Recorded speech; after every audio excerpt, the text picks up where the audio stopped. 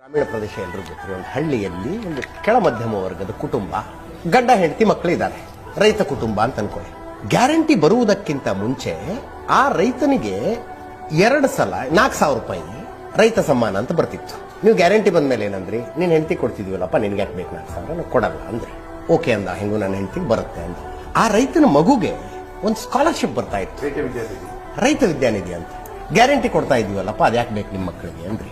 ಅದನ್ನು ಬಿಟ್ಟ ಅವನೊಂದು ಬೋರ್ ಹಾಕ್ಸಿದ್ರೆ ಸರ್ಕಾರ ಉಚಿತವಾಗಿ ಒಂದು TC ಕೊಡ್ತಾ ಇತ್ತು. ನೀವೇನಂದ್ರಿ, ಗ್ಯಾರಂಟಿ ಕೊಡ್ತಾ ಇದೀವಿ, ಅದು TC ದುಡ್ಡು ಕಟ್ಟು ಅಂತ.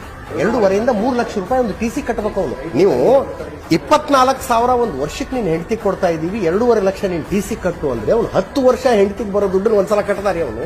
ಅವನೊಂದು ಜಮೀನನ್ನ ಮಾರ್ದ ಅಥವಾ ಖರೀದಿ ಮಾಡ್ದ ಅಂತ ಹೋದ್ರೆ ರಿಜಿಸ್ಟ್ರೇಷನ್ಗೆ ಸಬ್ ರಿಜಿಸ್ಟರ್ ಆಫೀಸ್ಗೆ ಹೋದ್ರೆ ಎದೆ ಹೊಡ್ಕತಾನ ಅವನು. ಅರೆ ಹೋದ್ ತಿಂಗಳಾರು ಇಷ್ಟಿತ್ತಲ್ಲಪ್ಪ, ಈಗ ಎಷ್ಟು ಕಟ್ಟಬೇಕು ಅಂತ. ಬೇಡ, ಅವ್ರ ಅಪ್ಪ ಅವನಿಗೆ ಗಿಫ್ಟ್ ಡೀಡ್ ಮಾಡಿದ್ರು ಕೂಡ ಅದನ್ನ ರಿಜಿಸ್ಟರ್ ಗಿಫ್ಟ್ ಡೀಡ್ ರಿಜಿಸ್ಟರ್ ಮಾಡಿಸ್ಕೊಳ್ಳೋದಕ್ಕೆ 2 ಪಟ್ಟಾಗಿದೆ. ಹುಷಾರಿಲ್ಲ, ಸರ್ಕಾರಿ ಆಸ್ಪತ್ರೆಗೆ ಹೋದ್ರೆ ಮುಂಚೆ ಎಷ್ಟಿತ್ತು ಈಗ ಎಷ್ಟಿದೆ.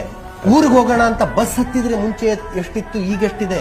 ಕುಡಿಯೋ ನೀರು ಮುಂಚೆ ಎಷ್ಟಿತ್ತು ಈಗ ಎಷ್ಟಿದೆ.